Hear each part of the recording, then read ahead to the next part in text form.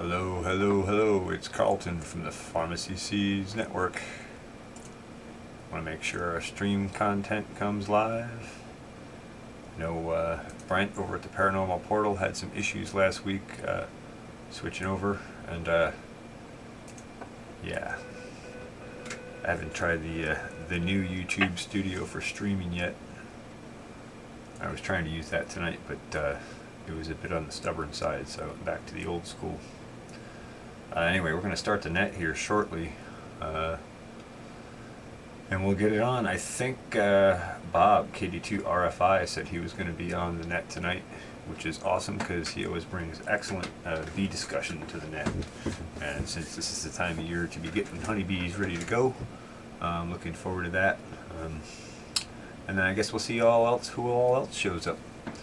So, yeah, that's that.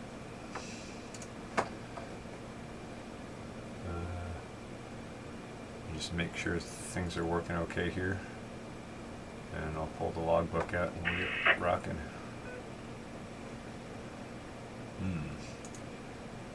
Is the stream live?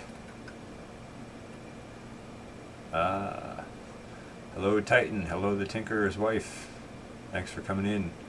You guys seeing the stream okay? You hearing the audio okay and all? I just want to make sure everything's working okay before I start the radio part of this, because it taxes my attention. It is working. Okay, thank you. Appreciate it. We're good to go. We're going to go ahead and start the net. I apologize if I'm not paying super close attention to chat during the net. When the net's over, if there's time left, we'll chat it up even more. But we'll see how the time goes. Anyway, thanks for coming in and watching. Appreciate it. Let's get started. This is KD2IIN Net Control for the Sunday Night All Things Natural Net. The Sunday Night All Things Natural Net is an amateur radio net sponsored by the Overlook Mountain Amateur Radio Club, located in Ulster County, New York. If you want to know more about our club, you can always visit our website at www.oldmarkclub.org. I'll drop for a sec.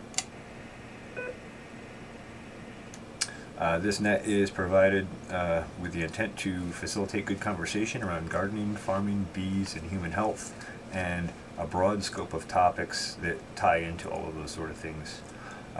This net will break for any emergency or priority traffic, so if you have an emergency, don't hold back, throw your call out. Without further ado, we're going to go ahead and get started. This is KD2IIN Net Control for the Sunday Night All Things Natural Net. Looking for check-ins. Any check-ins, please call now.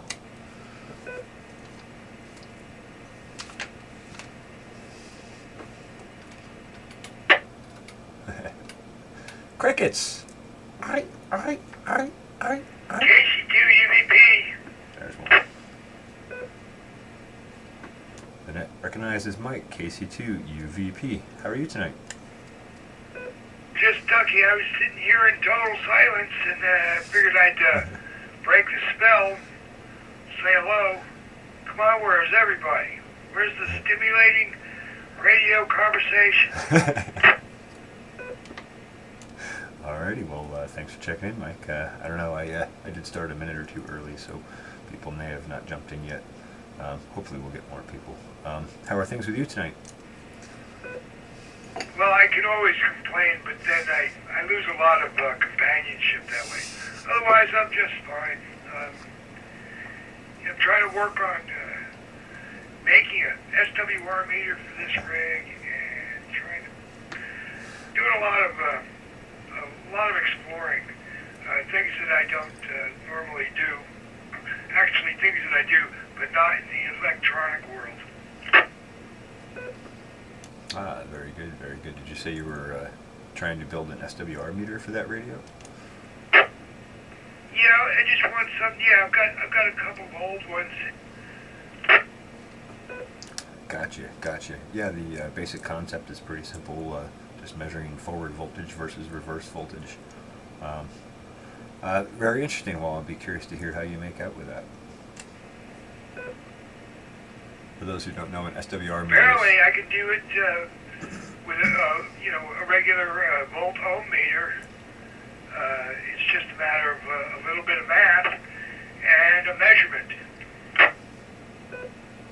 For those who don't know, an SWR meter is used for measuring the standing wave ratio. That's how much power you're putting out of a radio and how much is coming back down the antenna. Yeah, absolutely, Mike. It really just does come down to a couple of measurements and some math. But, it is nice to have a heads-up display and be able to keep an eye on your theoretical antenna status. Well, I figure I'm starting out small, but if it works on something I know works, I've got a Diamond 8900 4-band antenna, which I don't know how effective it is because I can't, I have no way to, outside of talking on 2 and 70 centimeter, I can't tell whether it's talking. And I have yet to make contact on the high frequency on this radio. Seems like this is the only channel I get, so thanks to the company. Okay, very good. Now that radio does HF also. What kind of radio do you have over there? Well, isn't 70 centimeter HF? Anyways, No. it's a FT. It's a Yaesu FT 8900. 4-band. FT 8900. Okay, I've heard of those before, and I'm sure I've seen them in person. I just don't remember the specific radio. 70 centimeters. That you must mean UHF then. Yeah, that kind of recall does not. I don't have that kind of recall. People may think I'm stupid, but show me a shovel. You know what I mean? It's just, I don't know. That part of my brain doesn't work. Yeah, no worries. I totally understand. And you definitely might need a different antenna for that. Certainly an antenna that only does 2 meters will probably not work well on 70 centimeters unless you get really lucky and pick up a second or third harmonic there. I guess it would be the second harmonic. There are some antenna designs. You can actually build some stuff that will do dual band, and that's not too hard to do. There's one called a Slim Jim, which there are plans online for. I don't know if you have the ability to get online. Just some thoughts there for you. And I guess we'll come back to that in a minute. I just want to see if there's any further check-ins here in case there's anybody waiting out in the wings. This is KD2N Net Control for the Sunday Night All Things Natural Net. If there are any further check-ins, please call now. KD2QQV. This is KD2 RFI.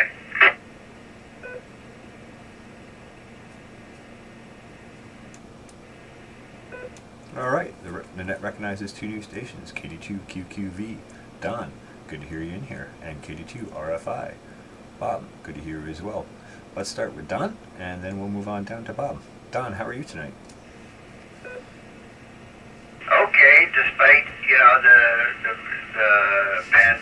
pandemic and everything else that's going on. Okay, stores are empty. A lot of the chicken and all that's gone.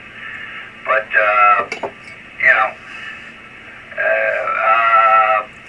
doing okay. Went shopping, picked up a few canned items.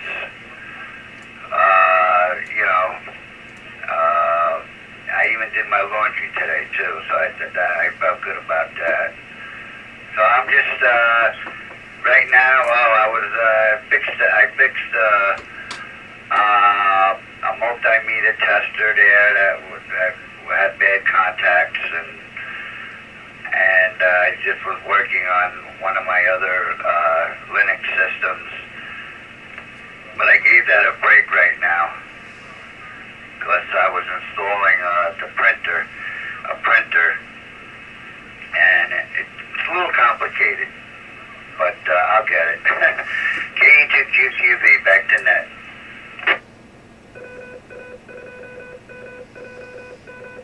This is KD2 Net Control for the Sunday Night All Things Natural Net. Very good, Don. Sounds like you have a variety and multitude of activities going on over there. I'm glad you got the DMM fixed, and always interesting to hear about somebody else who's playing with Linux. So very good, very good. And you even got laundry done. That's awesome. Yeah, I hope we can avoid the toilet paper apocalypse, as it were. Let's roll on down to Bob, KD2RFI. How are you tonight, Bob? This is Kilo Delta 2, Romeo Foxtrot, India. I'm doing good, and I'm still able to wipe my end with paper. I haven't had to buy any yet. It's funny you mentioned that whole apocalypse toilet paper thing. It's kind of getting out of hand. I don't know. I'm in pretty good shape, so I too went out and I was a little dismayed at everyone running around the store grasping at things they could. Lucky for me, though, the corned beef brisket was still in stock, so I picked up a couple of them and had family over tonight for some dinner. My daughter was home from college, and evidently she's going to be home for quite a while now. She was hankering for a little corned beef and cabbage, so that's what we had tonight, and it came out pretty good. All right, I'm not going to sweat it. The only Thanks for thing I worry stopping about by. is making sure the animals are fed, so I'll probably start stocking up on some feed for the chickens, but, worst case scenario, they will support me for a long time. Once the weather warms, I probably won't have to worry too much about the feed, per se, but we'll see. Other than that, everything's going good. CJ, I do want to say thank you. I did watch your latest YouTube video and give my side a shout out. Thank you very much for that. I appreciate it. I think that means I now got to start throwing together videos. But I do appreciate it. Thank you. Wrapping it. All right, very good. Yeah, I'm very glad to have chickens and a ram pump with fresh water flowing and all that kind of stuff, and just know that if there is a real issue, I can kind of fall back and hide out for a while. And feed's the one thing I got to do too. I got to restock on chicken feed, but yeah, like you said, fortunately the greens are going to be popping soon, and feeding is not necessarily as important. So that's awesome. You're very welcome on the shout out. I appreciate all the knowledge you share about bees and stuff here on the net and in our other conversations, and look forward to more videos coming from you. No pressure, no pressure. All right, let's see if there's any further check-ins, and then we'll roll back to the top of the rotation. This is KD2 Net Control for the Sunday night All Things Natural Net. If there are any further check-ins, please call now.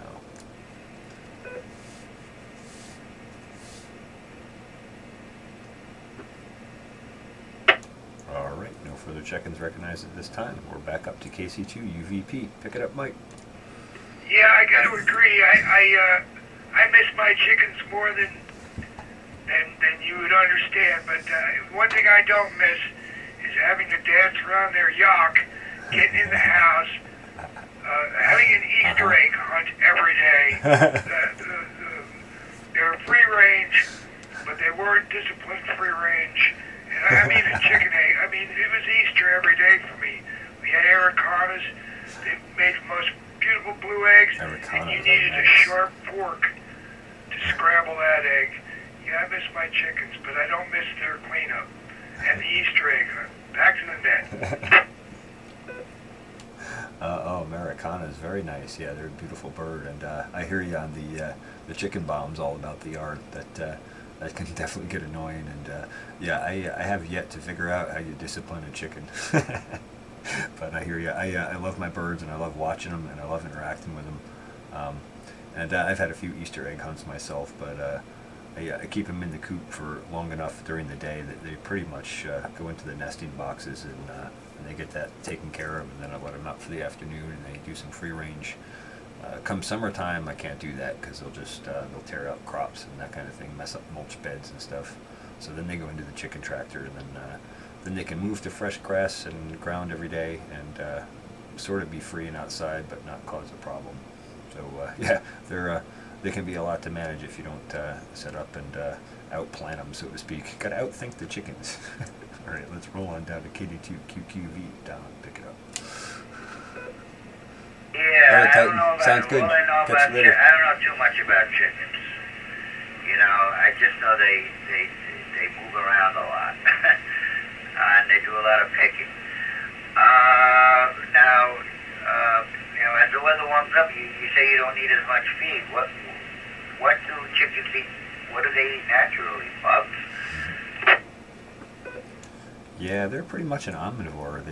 They'll eat bugs, worms, grubs, anything they can scratch out of the ground and eat. They'll eat green. They eat a lot of greens, like different grasses and that kind of stuff. So if you free range them, they'll go around the yard and find quite a bit of food. And I find like in the summertime, when I feed them, like the difference between winter and summer, like they'll take like a full, like I don't know, I guess it's probably maybe a quart and a half of feed during the winter, and in the summer when they have all the stuff available, or even springtime, I'll put that same amount in, and they maybe eat half a quart of it. So in a crunch situation, you could just let them forage, and they'd be okay on food, as long as they have plenty of fresh water and access to go scratch around and find food. They're pretty good. But yeah, they'll eat worms. They'll even eat mice, frogs. They're little dinosaurs. There's no question about it. All right, let's roll on down to KD2 RFI. Yeah, kitty to RFI. Yeah, no, definitely. They everything. I used to free range my birds all the time, and it worked out real well. Till one summer, I started with 60 birds, and by the end of the summer, I wound up with 3. The predators just, decimated my flock, unfortunately. So I don't let them free range as much anymore. Lately, every time I know there's predators around, I tend to lock them up for a few days so the predators move on. But then I'll let them back out, in limited time, and let them free range again. They're much happier letting them free range. They'd love to be out of the coop and be able to move around. You had mentioned training the birds about the piles. There actually is a company down south that Hey, Geeky. trains birds. That's I don't okay. know if it's so much for that purpose, Oh, but it's the a scheduled one. canine facility. Sorry. Thanks, And, YouTube. it's all about dog training, and when they bring new trainers down there who are just learning, they literally give them a chicken, tell them to train the chicken, and they use a clicker trainer to train the chickens and use the food as a reward. So it's pretty interesting. I guess evidently their concept is if you can train a bird, you can train a dog. Back to CJ. All right, very good. That's interesting. Yeah, I've experienced you can train them. It takes time and dedication, and you can't let them get away with anything. You have to like reinforce your whatever you're training them on every single time. You can't let them cross that boundary ever, and that can be trying time-wise and focus-wise. But that's interesting. We'll have to come back to that in a minute here. I just got to see if there's any further check-ins. This is KD2 Net Control for the Sunday Night All Things Natural Net. If there are any further check-ins, please call now. K2LD, Bob here.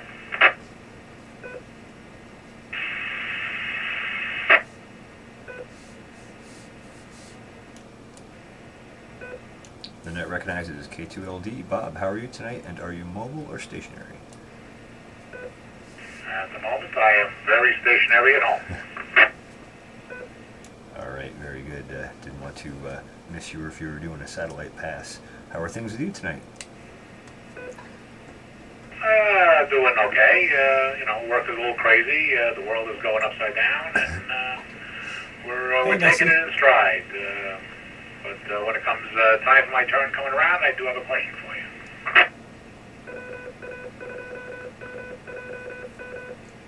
All right, very good. This is KD2 Net Control for the Sunday Night All Things Natural Net. Let me just make sure there's no further check-ins, then we'll come back right back to your question, Bob, and then we'll go back through rotation. All right, if there's any further check-ins, please call now. KD2MQE. I thought there was another one out there.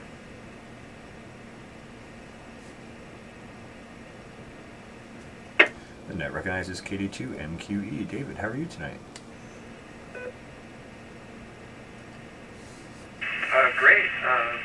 Same as everybody else. Not sure what's happening tomorrow, but hanging in there. Yeah, this may turn out to be an interesting week work-wise, huh? Very good. Well, glad you joined the net, and I guess we'll just make one more opportunity in case there's anyone else out there, and then we'll go back to Bob's question. So if there's any further check-ins, go ahead and call now.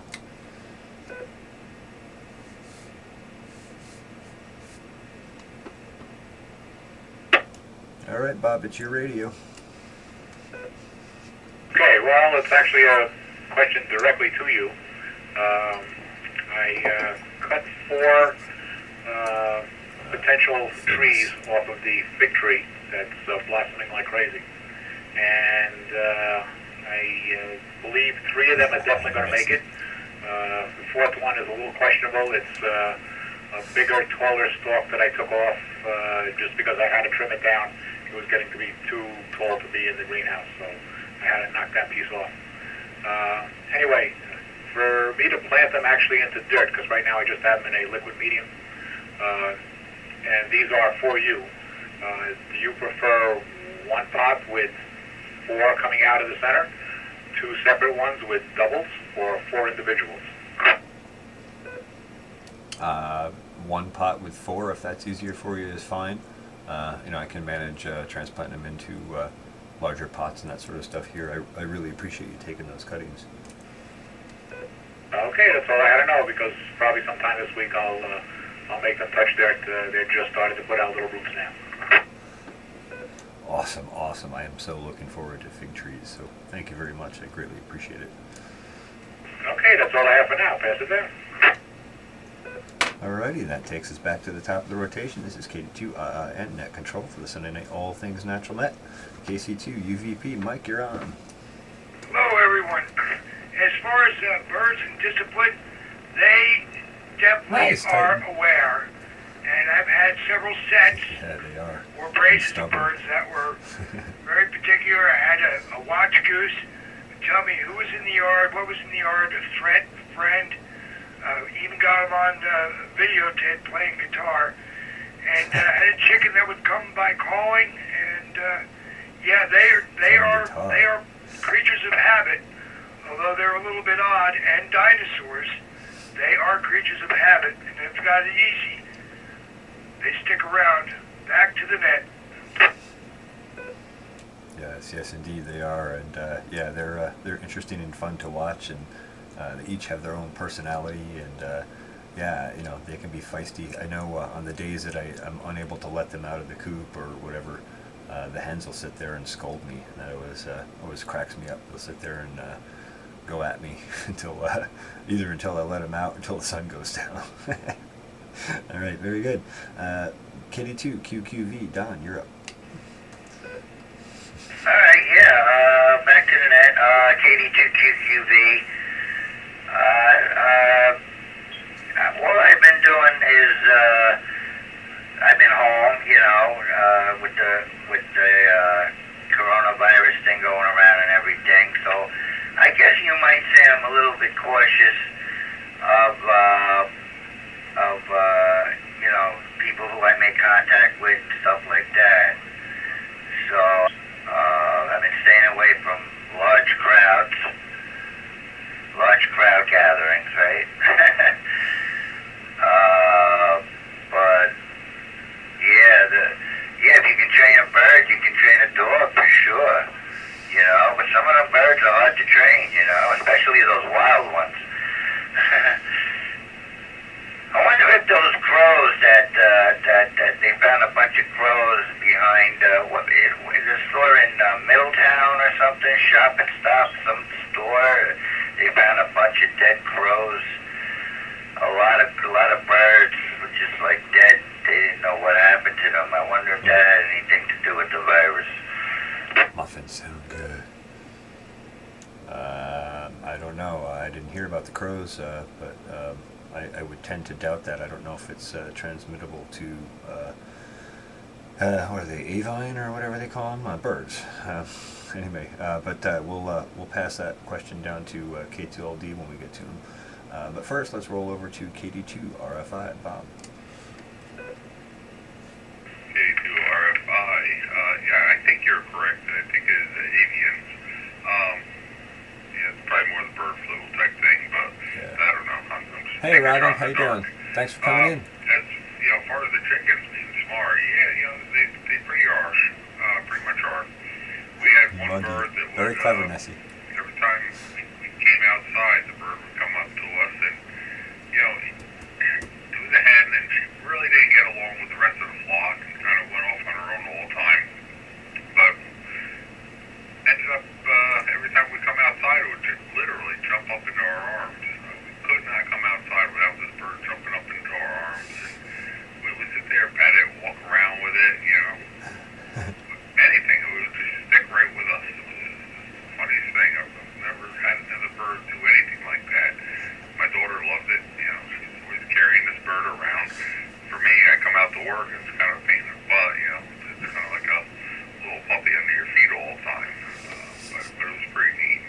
So As far as the bird training, I believe the name of the company was Logan House Kennels, the German house spelling H-A-U-S, if anyone wants to look it up. So it's pretty neat. They do have a video online somewhere. I don't know if it's on Facebook or YouTube, I saw it. But they're actually doing the conditional training with the birds and with the clickers and such. So it's pretty neat. Definitely worth checking out. I don't know. Not a whole lot going around here. Bee-wise, haven't done much with the bees. Put some sugar water on them. And just let them do their own thing right now. Waiting for this weather to turn. I did, I think I mentioned last week about I had a couple hives that didn't make it to winter. One of them, I cleaned out, cut all the comb out, reclaimed the honey out of the hive. I think I got about 1.5 gallons out of that. That was a top bar hive. It's nice, really, really dark honey is what was left in there. Just absolutely beautiful, tastes wonderful. I will be bottling that up and put in my own supply because I do like the darker honeys myself. So that'll be my own little stash for me. Other than that, I think chicken-wise, I did get a ton of eggs. Back to the chickens again. Getting a slew of eggs. I gave my mother like 9 dozen. wow, I think my sister. he's got like 40 or 50 chickens, I think, or maybe 80. I sent my eldest daughter out with 3 dozen. So I said, you know what? If you can't find meat in the store, you at least have a protein supply. So I guess that's a good thing about having a chicken. So I've been giving away eggs left and right. So I'm getting a lot of eggs every day. So it's going to work out. Now this will carry us through as long as I keep the chickens fed. And KD2 RFI back to net control. All right, very good. This is KD2 Net Control for the Sunday Night All Things Natural Net. Very interesting, Bob. And let's see, there's a lot to think about in that statement or that transmission. Per your point on predators, yeah, I've had problems with hawks before, and there was a time there I had to put them under cover and put nets up for when they went out in the run so that the hawks wouldn't nail them. I think I've managed to scare the hawks off in more recent years. Of course, I should knock on wood for that. But yeah, same deal here. If a predator starts coming in, you got to shut them down for a while, long enough that they go find other food sources. I did come out one day and find a bobcat standing amongst all my chickens, looking dazed and trying to figure out which one to go after. So their tactic of running all directions does seem to work for that type of predator. I chased him off with a broom. I probably look like an old granny out there. On hives, yeah, I started prepping. I got some foundations and frames to set up and stuff, but I think I'm about ready to go for a split. And now I just have to wait for the weather to be a little more stable and cooperate. Very good. Let's roll down to K2LD, and then K2LD, and then we'll do K2MQE, and then we'll do another opportunity for check-ins. So K2LD, Bob, pick it up. Yeah, I wish I got that on video too. It would have been great. Yeah, a couple of thoughts came to mind. First off, what do you do with 9 dozen eggs? How do you preserve them for a long Actually, period they of time? store a long time I know if 9 you don't dozen eggs wash would them. last me like a very long time. It really would. I just have no idea. And on the bees, if I'm not mistaken, each flower that they pick on gives you a particular type of flavor. The hive that you have, what's the predominant flower that they pick off of as far as the flavor goes? Okay. All right. Well, that's a whole can of worms, but we'll open it and take them out one at a time. First, let's go back to Bob and let him answer your question about eggs, because I think he's doing 9 dozen eggs in like a day or two, probably, because I think he has either 40 or 80 birds. I can't remember what you ended up with there. But I'll just pass it back to K2R5 to answer your question, and then we'll go down into the honeybee stuff, or actually, if he wants to comment on that as well, he can. He's a more experienced beekeeper than I am. So K2RFI, I'm going to let you take it, and then we'll go from there.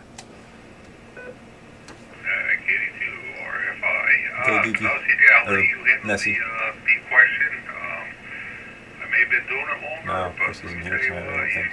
you're right up there. You're doing well, and you know your stuff. So, as far as the eggs are concerned, I get about 2.5 dozen a day. Yeah. So I got a total of 50 birds. Like I about normally 25 take eggs. mine out, I'll wipe them down quick, make sure they're quote-unquote clean. And if I have to, run them underwater and, you know, clean them. I don't really disinfect them or, you know, whatever the commercially companies do. And then I throw them in a carton and throw them in the fridge. Funny part is from what I understand, what I'm being told anyway, I don't know if it's fact or not, we're about the only country that actually puts our eggs in a fridge. The eggs Yes, that's will true. last quite a long time. Just sitting right on the counter, probably at least a couple weeks, 3 weeks probably, just sitting on the counter. They don't really want you to wash them. They have a protective layer on the outside. Okay. And as soon as you wash them, Covered that. I've asked the question many times about what classifies washing an egg. Evidently, it's just running water over it. Yep. So I guess as soon as you quote-unquote wash it, it removes that protective layer and allows Funny bacteria picture, right, Robin? into the egg, and that's what actually causes it to start decomposing. If that's true, we That's can true. leave them right out on the counter. I just don't know exactly for length of time. Maybe one of these days I'll lay a bunch out and start cracking them open after a couple weeks, one at a time, and until they start picking the Carefully. place up. I don't know. Other than that, I'll send it back to CJ for your bee question. Kitty 2, RFI. All right, thanks for the information and the insight on that, Bob. And yeah, I'll just add to that. They'll keep about 2 months at room temperature if you don't wash them. If you watch them, it sets off an enzyme process that breaks down the membrane that normally protects the chicken inside the egg from bacterial and viral invasion. So yeah, as long as you don't wash them, you don't have to refrigerate them. If you do wash them, you definitely do need to refrigerate them. So I hope that clarifies. Per your bee question, so each honeybee goes out and each forager honeybee, I should say, goes out and they go after a specific type of flower for each mission that they go on, and they'll visit between 50 and 100 flowers roughly in each trip. And that goes back to the nest and is relayed to other bees who take it and put it in an individual cell per that type of flower. So they actually separate it based on the flower as they go. So at the end of the day, what you'll end up with is a frame full of cells with various types of flowers all through it. Predominant one here. That is a very difficult question for me to answer because there are quite a variation of species here, and it depends on where you are in the season. So like early season, you would probably get like dandelion, a different various budding trees, that kind of stuff. Mid-season, you'd start to get into more like clovers and that sort of thing. Late season, you would get later mid-season, I guess you would get into like jewelweed and goldenrod, and I'm trying to think what else there is. There's quite a variety, I guess, is the simple answer to your question. I don't know, does that answer your question, or does that cause more questions? And if so, go ahead. Well, it just brings about another question, is that if Always. that's how they're foraging, do you pull out your honey at particular times just to capture that particular flavor, or you just let it run the season and get it all mixed together and call it a mixed batch? Well, I'm not that experienced, but at some point I do want to start doing that. But it depends on the colony, how well the colony is thriving, and consequently how fast they're filling frames. At the end of the day, they take that nectar back to the hive, that goes in, and then they dehydrate that down, and that's actually what gives us honey. So it's basically dehydrated nectar in there. You have to get below a certain water percentage, a certain Brix level, or get below a certain water percentage, above a certain Brix level, in order to have honey that's not going to go bad because of water content. And I think the cutoff on that is about 17%. So ultimately, when you go to harvest, you're really looking at whether these cells are capped or not. At least for long-term storage, if you're going to jar it, If you're going to use it right away, then you could do differently. Also, I should mention, let me just drop for a second. Also, I should mention there's a hive called the Flow Hive, and that actually, well, you should look it up because it's a lot to describe, but basically it's a hive where the frames are made of plastic and there isn't any wax frames to take out of the hive. Instead, there's a way of basically shearing between the cells without hurting the bees and flowing that honey out.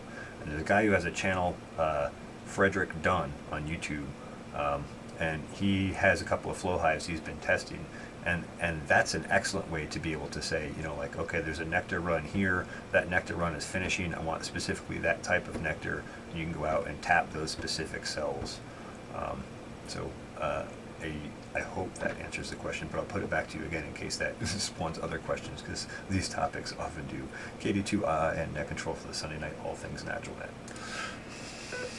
Okay, just one last little tiny one, and then you got to pass it on because I can't occupy this whole thing. So how long does it take for the combs to fill up that you would actually do a harvest? Is it like a 2-week period? Is it like a 2-month period? I don't really know time-wise what it takes to fill it up so you can say I just did a harvest. And then pass it on. K2LD. Gotcha. It can take anywhere from 2 weeks to a month and a half or two, and then sometimes they might not even fill all of them. I'll give an example, like say, you know, May, June, when flowers are really blasting, you know, they can fill a super in 2 weeks if it's a thriving colony, maybe less, I don't know. Bob probably would be able to answer that better. But then like late season in the fall, you know, like August, September, I was hoping for them to fill just one super on this one hive, and they got it maybe, I don't know, 50% full, and so they just were unable to. So again, it comes back to time of the season, and that regulates quite drastically the number of bees in the colony. Bees take about 21 days from egg to hatch, and so as the spring comes on, the queen starts laying heavily and produces, you know, a huge spawn of new bees.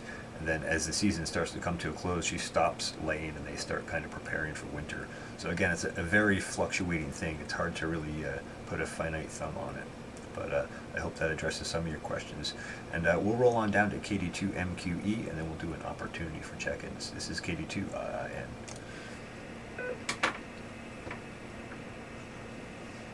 KD2MQE, thank you.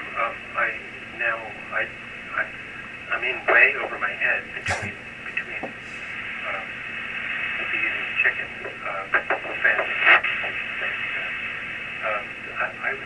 I was gonna have something pretty pedestrian. We have like a second-year version of burdock coming up, and I wondered if anybody had recipes for that. That's my first question. Second one is, with people staying inside and worrying about the virus and all this, I wondered if we wanted to start thinking about a regional HF net kind of preparedness. And that's changing the subject entirely, but I'm happy to go back to bees and chickens. That's pretty cool too. Back to net. Thank you.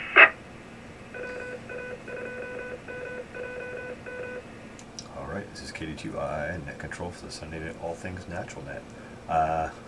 Wow, that is quite the variation of subjects, but that's great. I love it. Burdock, I don't have any real recipes for burdock, but I do know it is an excellent medicinal root. I know it's also very invasive if you're trying to keep it out of a farm, and I know it's also very hard to dig up that root because they put down quite a taproot.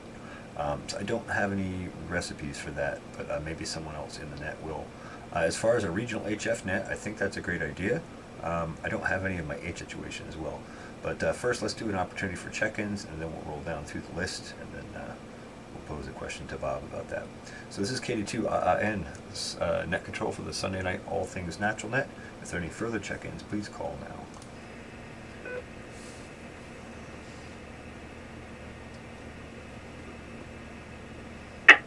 All right, well that's easy. No further check-ins. KC2 UVP, you're up. I just got a phone call. I thought I was going to miss the whole shebang because I don't compete. I turn the radio off. I turn the TV off. Anyways, you know this, burdock, very deep taproot. You know, and I would go natural if you can. And as far as the chickens and the birds, anyways, back to the net. I got my hands busy, and thanks everybody.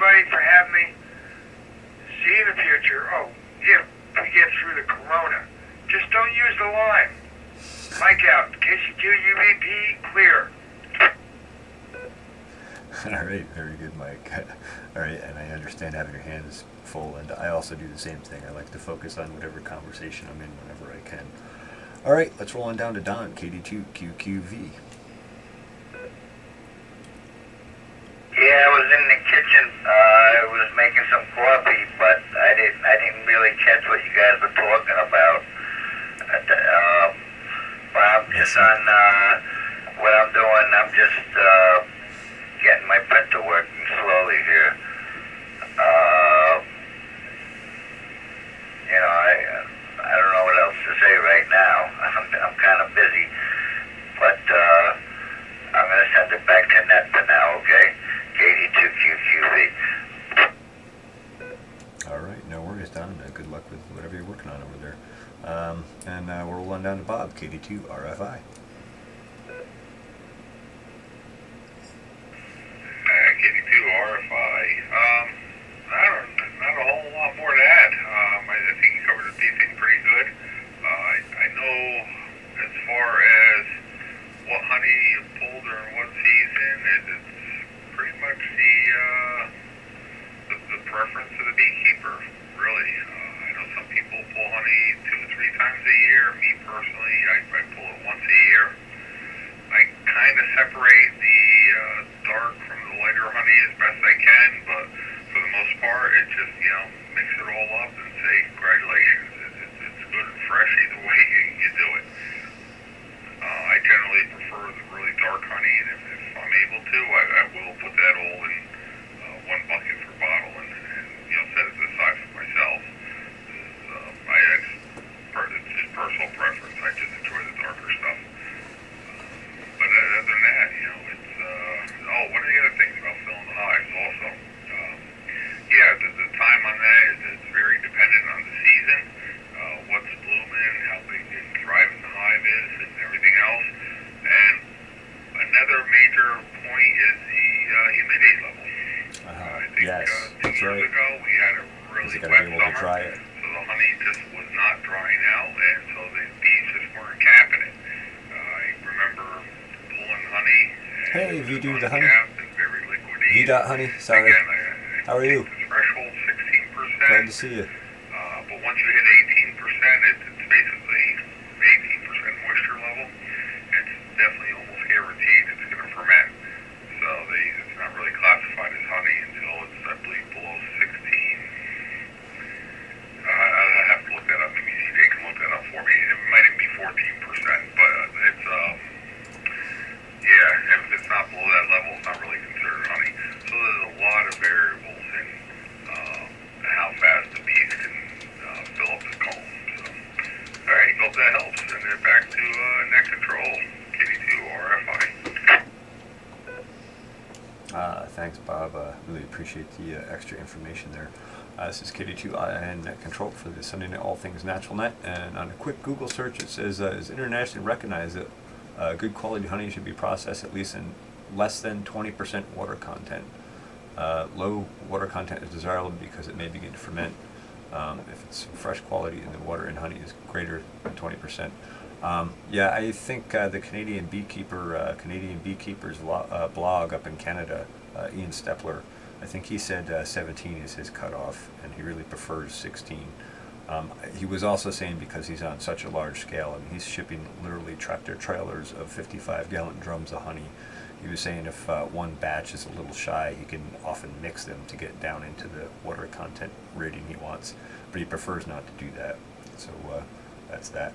I guess we'll roll on down to K2LD, and I'm curious what your thoughts are on the coronavirus. I know we talked about this, I think it was last week or maybe the week before, as it develops, if you have any thoughts or comments to share on it. Well, it's an evolving scenario. You know that just by listening to what's out there. It's honestly, I think it's still way overblown from what the news media reports. You can't really trust the news. They're just like a big puppet master pulling the strings, and everybody's just jerking around under them. It's really not, honestly, peanut peppers. that bad. In Thanks for certain coming in. population groups, it certainly is. If you're older, you have underlying conditions, without a doubt. Right. But for the majority of people, it's no worse than the flu. It seems to be a little more contagious, but as Hey, far Chris. as the actual Chris and illness Darlene. itself, How are you guys? it's not any worse than a flu is. Majority of people who have it don't even know they have it. So it's one of those things where I think it's just a Hey, lie. sometimes it just Gonna bees drop it that for a way. second. Hello, buddy. The Thank you for panic coming in. that's out there is incredible. What people are going to do with all the toilet paper in the world is beyond me. It's just, I can't tell you how Poop themselves, I think. decimated the shelves are from all sorts of staple requirements. Even Are you leaving, things Robin? like Good night, Robin. Thanks short-term for coming items, in. produce, meats, just being cleaned out. It's just ridiculous. It really is. The panic is real. You know, some people like to hoard bullets, Yes, some it people is. like to hoard toilet paper. I just don't quite get it. But overall, I think it's going to ride through pretty easy now that everything is shut down, and it's just a pain dealing with everything being closed. Back to you. Very good, very good. I thank you for your elaboration of your assessment. I greatly appreciate it. And yeah, I'm with you. I don't understand the whole clean out the toilet paper and buy everything out in the stores. Like, I don't know. It's good to be prepared and to have some reserves, but it seems like people get a bit crazy, and we see taste of that every time we're going to get a snowstorm. So I guess I'm not surprised, but I'm still like, wow. Anyway, let's roll on down to KD2 MQE and see what David has to say. Thank you. I'm not hearing any further recipes yet. So my second question is about HFNet and about the virus stuff. It sounds like it's pretty quiet now, but preparedness makes me feel good about it. Nothing further back then.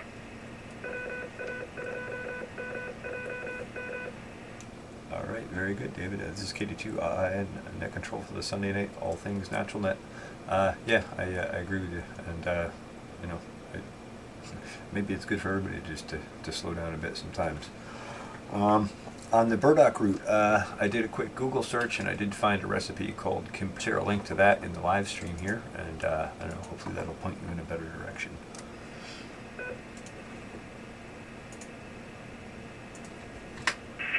Hey, Mama.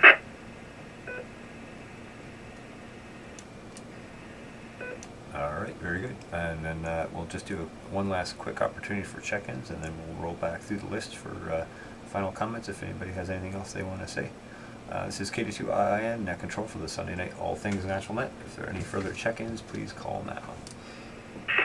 Whiskey 2 Alpha Mike India.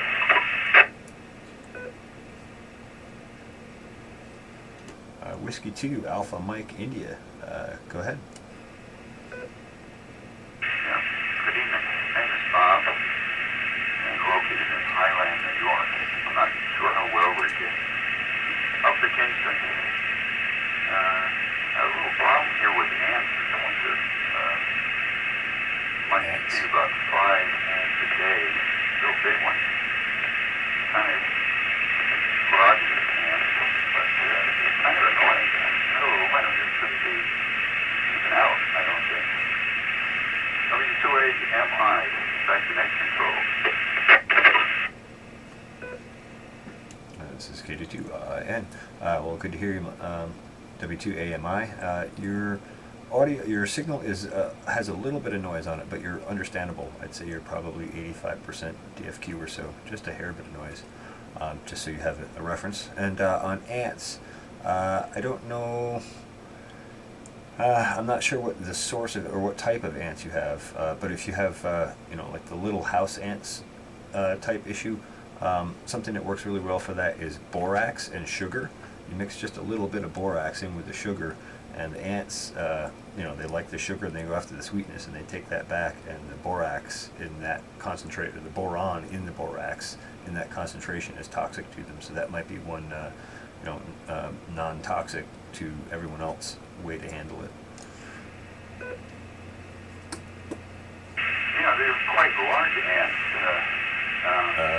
Big black ants, very sluggish. And they don't seem to be attacking any of the sources of sugar or anything in the house. It's just walking slowly on the floors. I don't see them in the attic, finished attic, and I don't see them in the basement where I have my shop and stuff. Go ahead. Okay, that sounds more like a carpenter ant. Yeah, I don't think they'll go after sugar. They're more into fiber and I forget what it's called. It's in wood. Yeah, just the term slips my mind at the moment. You should look into Paul Stamets. I forgot. I can't think off the top of my head where to look for that information. But Paul Stamets has a patent out on a particular fungi that can be used to bait and kill out those type of colonies. And again, this is a non-toxic, non-lethal to other creatures way of dealing with it. Some of those toxic sprays can be really bad for you, your pets, the environment, and all that sort of thing. So look up Paul Stamets, carpenter ants. I'm sure there's some documentation out there. He did a patent a number of years ago, and out of Australia, I believe, and released it free to the world to use. And I'm sure you can find, probably through his website, you can probably find some product that will help you achieve that. So I hope that'll help you. Somebody just away your mind. Yeah, okay, I'm going to try that. See what happens. Kind of strange. Middle of the winter. They're here. Take care. We'll catch you guys later. W2AMI. All right, very good. Well, thanks for checking in. Greatly appreciate it. Let's see. I think KC2UVB checked out, and I'm not sure if KD2QQV is here still, but Don, if you're here still and you want to make a final comment on the net, go ahead. No, I just want to say it was very interesting net tonight. A lot of different things were said. Hey, Cam. That's okay. Learned a lot too. Learned a few things. Like that maple syrup. And just want to say thank you. KD2QQB back to net. All right, very good. Well, thanks for joining, Don. Appreciate your company and support. I hope you have a good evening and stay healthy. All right, let's roll on down to KD2RFI. Bob, pick it up. Hey, KD2RFI. Not a whole lot more to add. I think this whole coronavirus thing is definitely overblown. Good job, Cam. Like I said, I heard it's not much worse than the flu, and just more contagious. Media's hyped it up so much, and it's just a shame to see the ability of the stories, whether false or not, be able to shut stuff down so much. And like I said, my only fear is that the store's closed and I can't get products that I need. I'm not really a hoarder. I like to have stuff on hand, and I just get a little here, a little there, just enough to get me by. I think one of the biggest things that upset me the most is, seeing somebody post on Facebook about how they went in and grabbed the last 60 rolls of paper towels, so if anybody needed it, they could go to their house and get it. And I'm sitting there shaking my head. I'm like, wow. What about the people in the store looking for it right now? So why they got to go to your house? Thanks, Nessie. It's just a panic mode, and everyone thinks they're doing the right thing, but just share what you have if you need to. There's plenty out there. You just can't be stockpiling, so it's a little crazy. But anyway, other than that, in the end, we'll all be good. We'll all move forward. We're all in it together. I know that the schools are closed and everything else, so we'll all work together like we have in the past, like we did in 9/11, like we did during any tragedy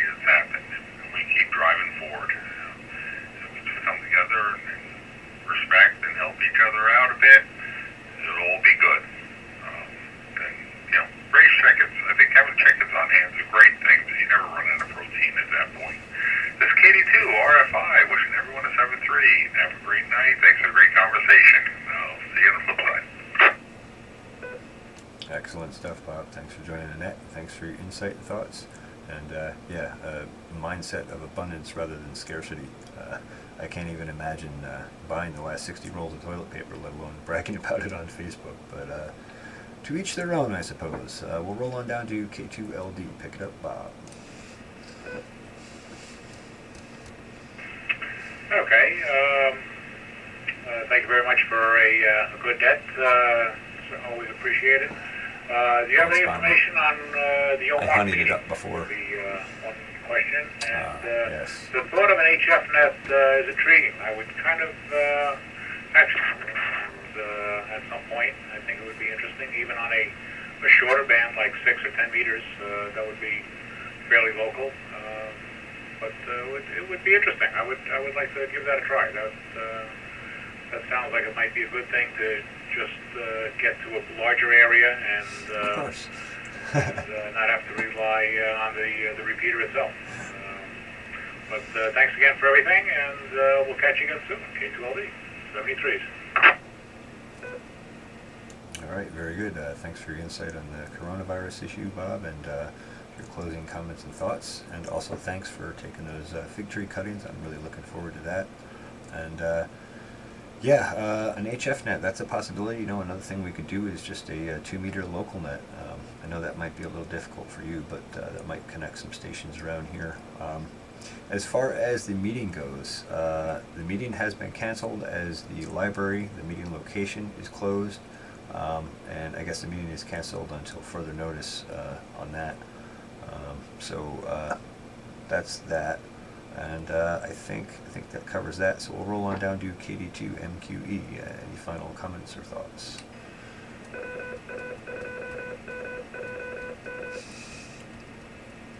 KD2MQE, thank you. No, nothing further. It's been a great night. Thanks, CJ. Thanks, everybody. It's good to hear you all. All right, very good. Thanks for joining the net, David. Thanks for your support and your thoughts. And I hope you enjoy a burdock carrot recipe. Good luck digging those burdock roots up, boy. It's a job. All right, 7-3s. And I think W2AMI cleared out too, so I think we're just going to go ahead and wrap the net up. So this is KD2IN net control for the Sunday night All Things Natural net. This net is offered through the Overlook Mountain Amateur Radio Club through our repeater on the 146.805 megahertz repeater with a PL tone of 103.5. There is one other net that runs weekly on this repeater, and that is the Thursday night net at 8 p.m. run by K2JLV. A wide variety of topics, more related to radio and electronics and many other hobbies and interests is covered there, and always lots of good check-ins and excellent conversations, so I encourage you to go check that out as well. Ordinarily, our meetings are the third Wednesday of the month in the Kingston Library. For more information, you can visit our website about that. Visit our website at www.omarkclub.org. That's whiskey, whiskey, whiskey, Oscar, Mike, Alpha, Romeo, Charlie, Charlie, Lima, Uniform, Bravo, Oscar, Romeo, Golf. Thanks to all those who participated. This is KD2IN saying 7-3 and inviting you to join us again next week and also on Thursday for our nets. And the net is officially closed and this repeater is back under regular amateur use. Thanks everyone for joining. KD2IN will be clear.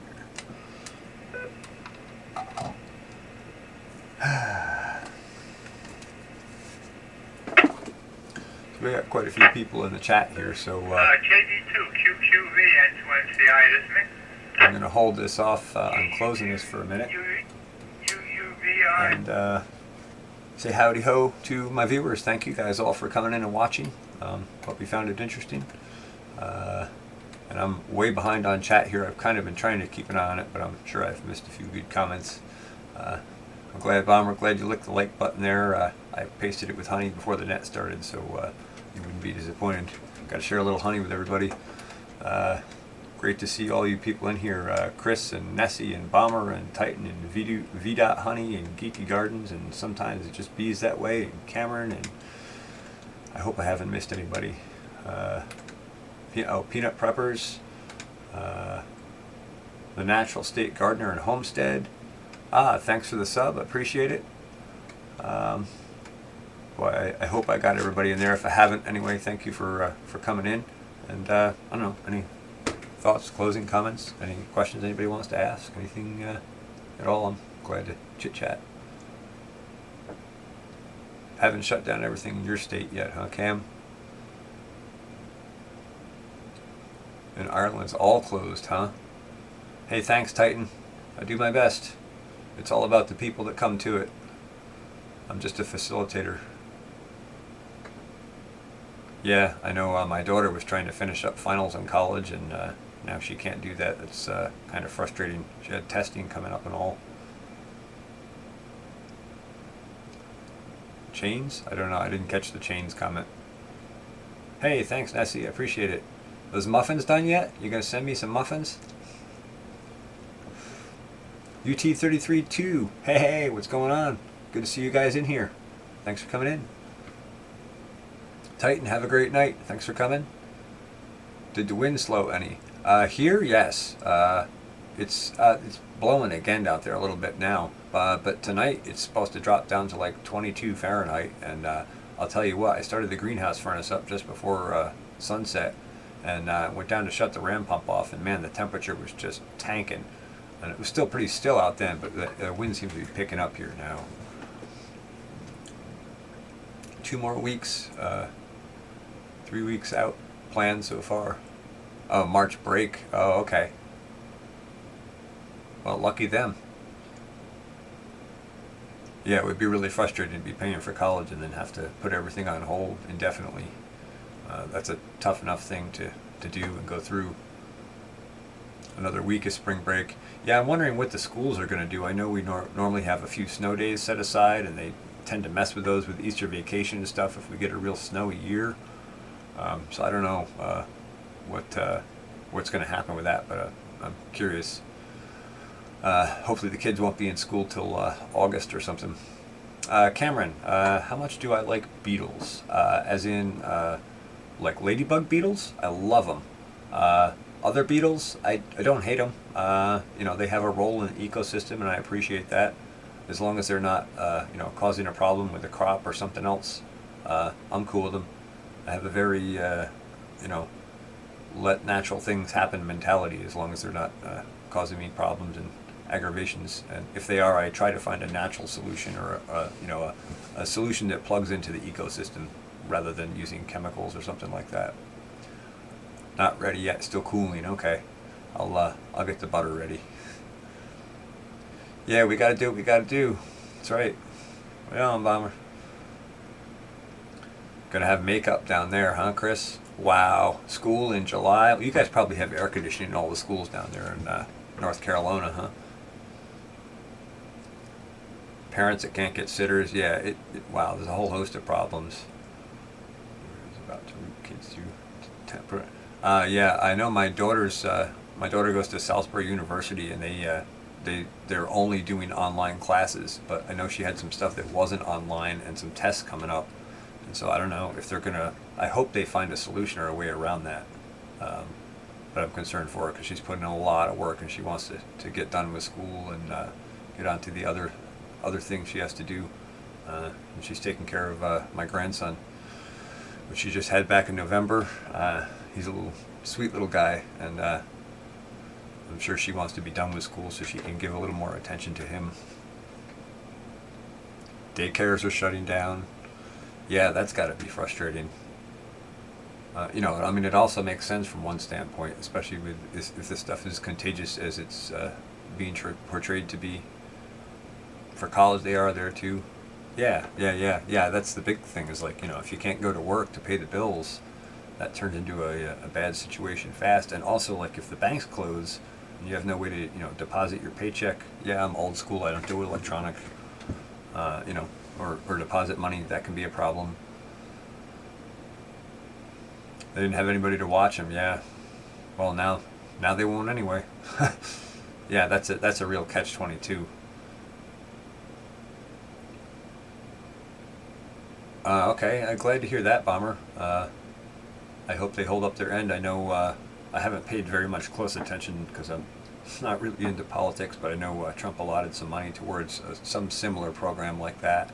And I know they're passing some other bills. I'm concerned about what they're trying to slip into those bills, along with stuff aimed at managing the corona issue, or COVID-19 as they're calling it now. Yeah, that's the problem. They've eroded our trust a number of times, and this is a time when it would really be nice to trust them. Kiki, agreed. Agreed. I don't know. It'll be interesting to see how it all plays out. Yeah, Kiki, beer bug. That I didn't even get that when I saw your upload at first. I went back to your comment later on, and I was like, "Oh, beer bug. How did I not get that?" So that was clever. That was good.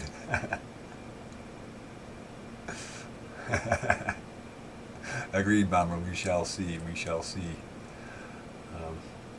Well, I don't have a whole lot more to talk about, and I do need to hit the little boy's room and check on the greenhouse furnace and that kind of stuff. So I think I'm going to go ahead and close the stream out here. But I really appreciate the support, and I hope you'll join us again next week. And I hope you'll check out some of my other videos if you're interested in anything like that. And Chris, by the way, I'm really sorry I didn't make your live stream on Friday. I spent some time with my son, and time got away from me there. But I will try and make your next stream. Oh, they won't shut off utilities for non-payment. That's interesting. Well, that's good. Sometimes it just bees that way. Have a great night, you too. Yeah, I don't know. It's an interesting situation. We'll kind of keep an eye on it as it unfolds, and you know, we'll overcome it like we do everything else, a day at a time. No problem, UT33200. Yeah, if you people haven't checked out UT33200's YouTube channel, you should. He's got a cool channel. Same with Chris, Homesteading the Hard Way, Geeky Gardens, V.Honey. I'm not sure if sometimes it just bees that way has a channel or has content. I forget, but you should check out these other channels that are in here. These guys are all excellent people. So, that's it. So I'm going to jump out here, and we'll talk to you all you guys later, or y'all later, as they say down in North Carolina, Chris. And I hope you all have a good evening. Thanks for watching the Pharmacy Seeds Network. And remember, drop seeds, not bombs.